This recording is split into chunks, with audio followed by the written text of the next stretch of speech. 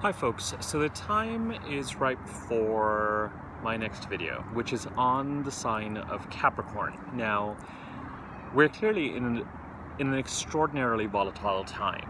There are a number of signs that are currently active, consecutive signs that are active. So we've got the sign of Scorpio that is active by virtue of the fact that we had a Mercury cycle in Scorpio that continues till February the 8th, February the 9th or so. So communications related to scorpionic themes, but more importantly where Scorpio sits in your chart, which house it occupies and what that house stands for. Communication, processing, thinking, talking, mental activity, transactions, contracts related to that part of your chart remains active. The sign of Sagittarius, where we had an eclipse on December the 14th, with February the 14th, the week before, week after being the next important date related to that, is also active. Not only because we had the eclipse there that casts its shadow over the first 6 months of 2021, but also because the last new moon that occurred, which was the eclipse on December the 14th, is still active till about January 12th or 13th. So in many respects, we're still in a very sort of Sagittarian energy, even though technically and in common parlance, it's Capricorn season. The sign of Capricorn is, of course, active because you've got the Sun in Capricorn and you've got Pluto in Capricorn. And as of today, you've got, I should be careful about bumping my head like that because I think it tries to adjust the light. And as of yesterday, we've got Mercury now in Capricorn. Sorry, we've got Venus now in Capricorn. We've got Mercury that just exited Capricorn to go into Aquarius. And then the sign of Aquarius is hosting Jupiter and Saturn. And Mercury joins Jupiter and Saturn. And Mercury, Jupiter, and Saturn are getting ready to square in the sign of Taurus, Mars, and Uranus. So Scorpio, Sagittarius, Capricorn, Aquarius. 4 consecutive signs, all active, all relevant. And really, if you were to say, okay, what is the astrological headline for January? The astrological headline for January is Mercury, Jupiter, and Saturn in Aquarius, squaring Mars and Uranus in Taurus. That is a subject for another video altogether, but we're seeing that play out. Remember that Saturn entered Aquarius briefly from the middle of March 2020 till the end of June, and we saw people taking to the streets. Well, this theme of people taking to the streets and what it means to have some element of, or an examination of, equality, fraternity, liberty, sort of Aquarian values being examined and tested and reconstructed is now here to stay for another couple of years. And of course, when you square it with Mars and Uranus, things get somewhat explosive. We're not done with this yet because the Saturn-Uranus square certainly stays active for the course of 2021. It is the big transit for 2021. But January sees Jupiter squaring Uranus. Soon Mars will square Jupiter. And, you know, we've got these 3 planets in Aquarius squaring 2 planets in Taurus. Okay. What I'm here to talk about today is the sign of Capricorn. Now, we're still in the middle of these energies that I said we would be until the middle of February, where we are wrapping up and letting go of old energies and welcoming new energies. We have now a little over a month of this left. And certainly the new moon that we're going to have in Capricorn on January the 12th or 13th, depending on where you are, is going to introduce another 4 weeks, final 4 weeks of wrapping up activity as far as these old things are concerned, old themes are concerned. And by old themes, I mean themes that have been present and relevant since the middle of July 2018, if not December 2017. Okay? If you go back and view my last 4 or 5 videos, there'll be additional context for all of this. Between July 2018 and December 2020, we had eclipses of what I call leaning into, or eclipses of development in the sign of Cancer, and we had eclipses of letting go or releasing behaviors and patterns in the sign of Capricorn. And the irony of this time, December, January of 2020, December 2020, January 2021, is that the full moon that we had in the sign of Cancer on December the 30th, which I think was my last video, was in the sign of Cancer, where we are meant to lean into, and this planetary activity that we're having at present is in the sign of Capricorn, where we're meant to release something. It's a little bit counterintuitive. With the full moon in Cancer, I will say that, on reflection and in everything that has emerged in readings, that full moon in Cancer, even though it was not an eclipse, it was the corresponding full moon to the new moon solar eclipse that occurred on July 21st in the sign of Cancer. And that full moon in Cancer was really closing out full moon, and a full moon of revelation, a full moon of revelation, a full moon of conclusion, a full moon of revelation.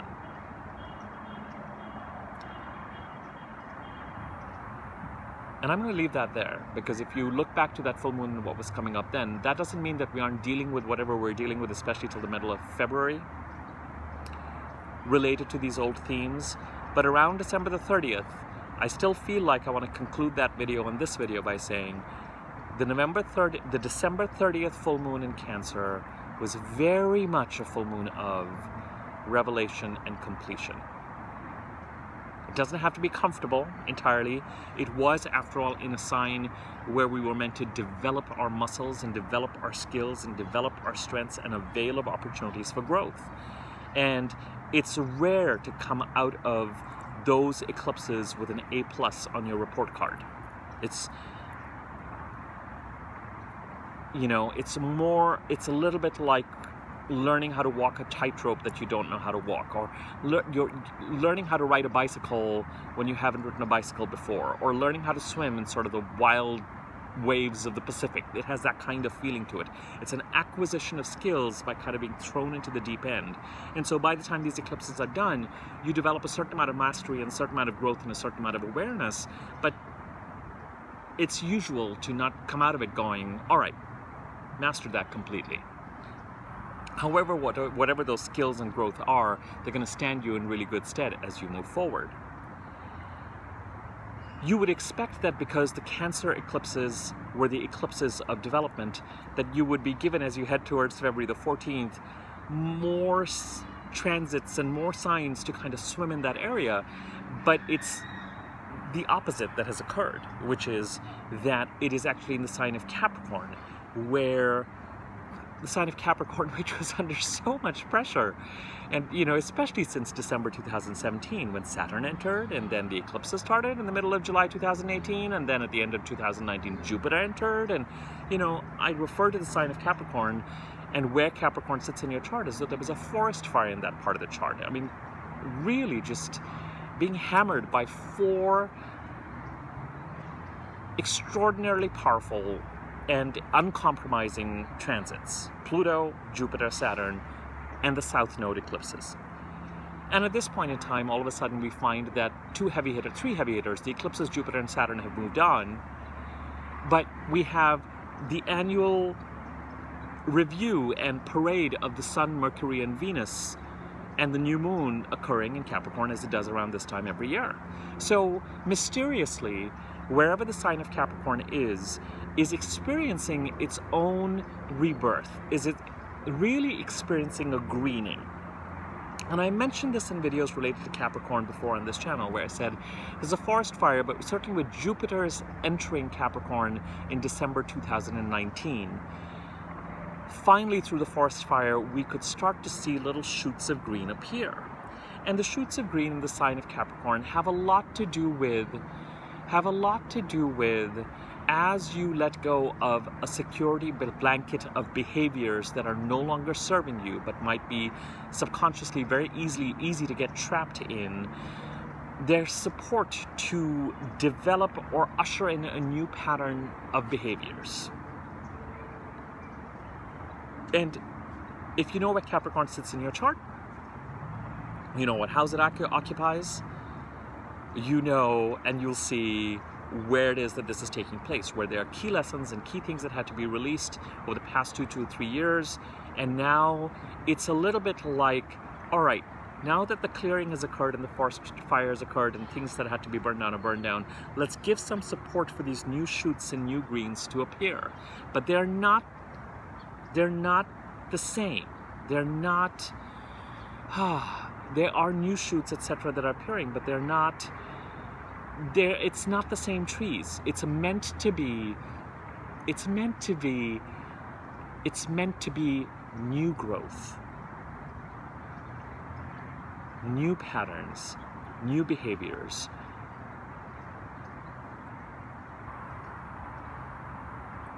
From a soil that is producing growth that is dynamic and current, that is built on the ashes of old behaviors and old patterns that have been swept away and need to be swept away. So the question becomes, what are these new patterns and behaviors that you are going to, in many ways, whatever's going on in Capricorn aligns perfectly with the idea of New Year resolutions, because there is a kind of a New Year resolution aspect to whatever's going on in Capricorn. Not only is Capricorn the sign the sun is in when the New Year occurs on January the 1st every year, but this aspect of where Capricorn sits in your chart and a new set of greening that is occurring there, new shoots that are appearing there, requiring a new approach, a fresh approach that is built on a slate or a field that has been cleared out and burned down. New crops, new plantings are meant to be built on patterns that are never to be repeated. And so it's a new approach to wherever it is that Capricorn sits in your chart and what house that occupies. Today, until the end of January, Venus enters Capricorn. And it's a lovely transit to embrace, because wherever Venus goes, she does have a tendency to shower blessings, to make the path a little bit easier, to introduce relationships or financial opportunities or a connection between relationships and financial opportunities in this part of a chart, or blessings to help aid in this new beginning. And plus, Venus, in so many respects, is the planet of new growth and shoots and greenery. Now, I'm using the greenery thing as a metaphor, but insofar as you want a planet to help encourage a new set of, I would not be surprised if it is this Venus transit and the new moon on the 12th, 13th, Venus transit starting today till the end of January, that it finally brings things to a kind of a crisis point, or finally gets you to a place where you are fed up enough that you finally resolve to embrace a new set of patterns in this part of your chart that has had a forest fire in it since December 2017, at least. With Pluto's presence here, whenever Pluto, it's been going on for a while, but especially December 2017. Now, based on whatever's going on politically and socially, we can't ignore the fact that the sign of Capricorn is the sign of hierarchy and the sign of conservative structures. So all I'm going to say is, out with the old and in with the new. And some may see that as an overtly political statement. I'm going to say it objectively. With Jupiter and Saturn in Aquarius and Mercury joining Aquarius and those planets squaring Mars and Uranus and Taurus, more on that later. But these are tense, volatile, these are not a set of transits to be scoffed at, as we have seen. It is this idea of, with Venus entering Capricorn, with the new moon in Capricorn, with this, at the end of all these eclipses, in a sign related to power and hierarchy and conservative structures and processes and the rules for success and domination and defining success and power and hierarchy and structures in our 3D reality. after the eclipses of release have done their work, now we finally have a set of transits that come along in their normal annual way and say, all right, let's sprinkle some water and let's start to see some new greens and shoots appear here. Now, I'm going to talk more about this when we look at the new moon and the transits that surround the new moon, because they imprint the new moon. But that energy is very present. And with Venus in Capricorn, there's a great deal of awareness in terms of relationships and money and the arts. There's a great deal of awareness with regard to where power actually lies and where power actually sits. And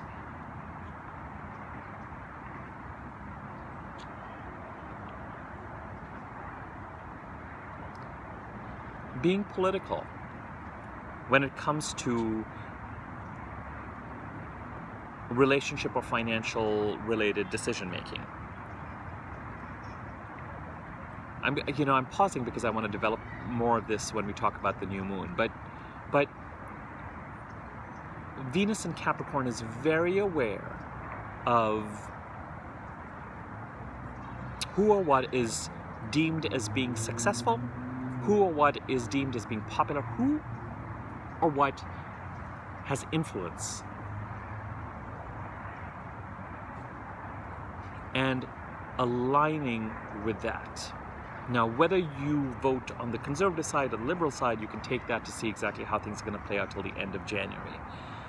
But in the spirit of newness that the sign of Capricorn is embracing, it's a little bit like when you have a forest fire, or something is bombed or destroyed, or a wrecking ball is taken to a certain part, a building. There's a rebuilding that occurs. It's like at the end of an intense transformation, something new has to start to be constructed. And it's that new construction that is really sort of being blessed by this Venus in Capricorn transit. And on a personal level, you would need to look at your own chart to determine what this means for you. It would be a new set of patterns and habits that need to be solidified so that you can let go of the old and embrace the new. A new set of resolutions. A new set of resolutions. And my reason for pausing and saying that in kind of a parental tone is to say, don't go back to the old. Really. That is my one warning with regard to the sign of Capricorn and what it stands for and where it sits in your chart and what that house looks like. Do not go back to the old. Do not. It will not work. And it will spell disaster. This metamorphosis that has occurred in the sign of Capricorn has occurred for a reason. The fruit was ripe. If you look at my last video, you'll know what I mean. It has to be discarded. And if you go back to the old patterns and behaviors related to where the sign of Capricorn sits, it will lead to trouble, if not a disaster. South node eclipses are very clear and ruthless about what needs to be released. And embrace the new, a new set of patterns and habits and resolutions with regard to how to move forward so that things can be improved, where the sign of Capricorn sits in your chart and where that stands for. And also observe that there is a new set of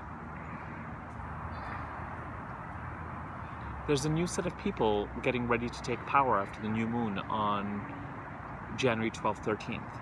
And you can't ignore, if you were just to look at Capricorn themes and Aquarius themes, and frankly, just look at the Scorpio, Sagittarius, Jupiter, Aquarius, Scorpio, Sagittarius, Capricorn, Aquarius, forgive me, Taurus energies that are playing out. And if you reflect on the chart of the United States and the chart of Biden and the chart of Trump, it's kind of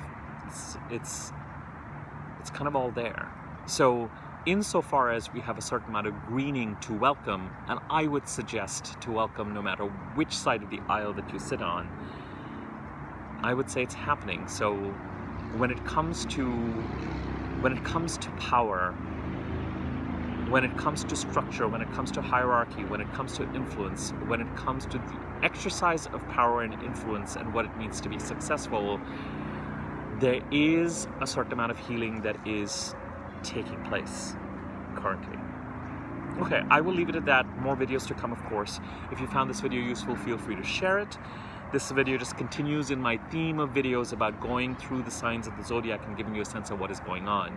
We're kind of done with the sign of Capricorn. I'm going to reflect on whether I want to move on to Aquarius right away, or whether I want to, the next video should be on the new moon in Capricorn, so that we deal with that and get that done, and then move on to Aquarius. I actually think I want to do a video or two on Aquarius before I do the new moon in Capricorn. I keep making these grandiose plans of videos that I want to do, and then the videos just take on a timing of their own. So I'm gonna just, we'll see how it all rolls out.